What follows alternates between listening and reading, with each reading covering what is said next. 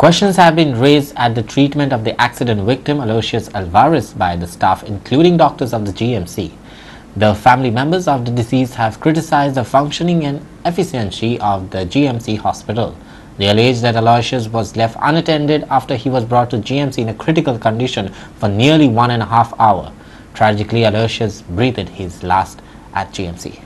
Family members said that the Aloysius after the accident at Green Park Circle was taken to the district hospital by 108 where the doctors were unable to treat him there, where he was later taken to the GMC, but was just kept aside for unattended for nearly 1.5 hours. Watch to what they have to say. 108 came and took him to district hospital where the doctor said that we cannot do anything. The doctor just said that, amka kai karung zaina teka GMC nor.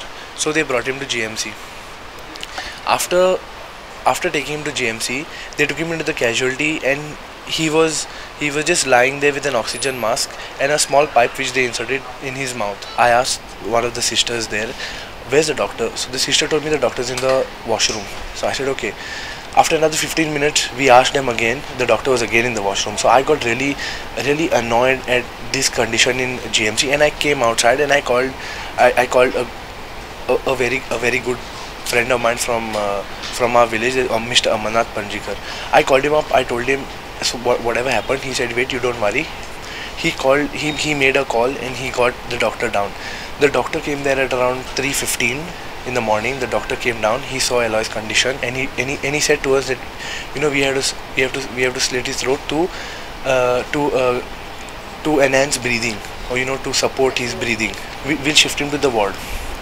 So I asked him why the ward, can't the doctor make a decision now because he's really critical. We could actually, we are not doctors, but we can look at the patient, we can look at him and we could make out how serious the condition was. But they were like, no, we'll take him to the ward, we'll keep him there. When the doctor comes there, he will decide what to do. So we were like, okay, because we didn't have any other choice. We took him, they shifted him to the morgue. They kept him there.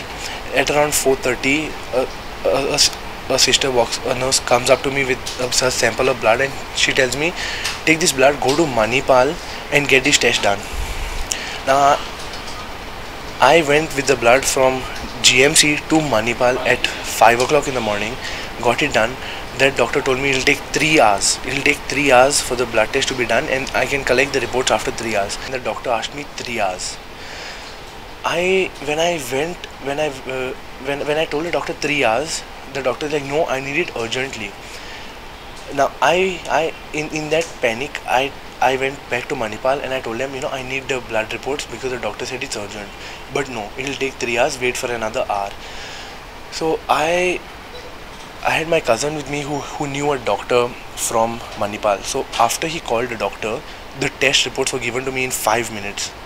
In 5 minutes, I had the test report on WhatsApp.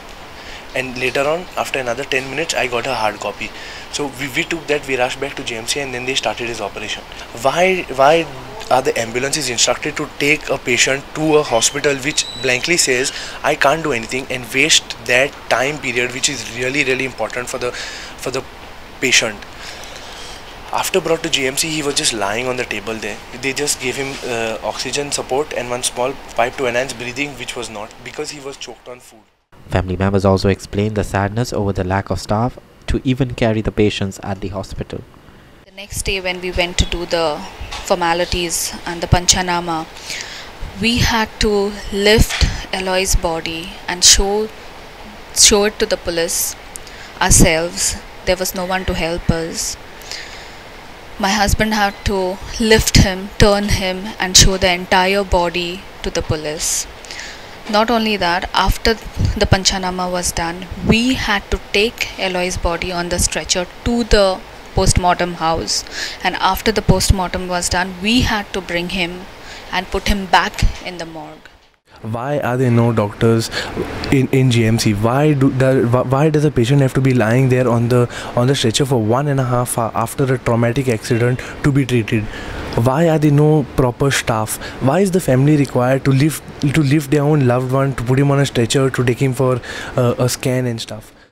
With video journalist Irshad Sheikh, Clinton D'Souza in Panaji.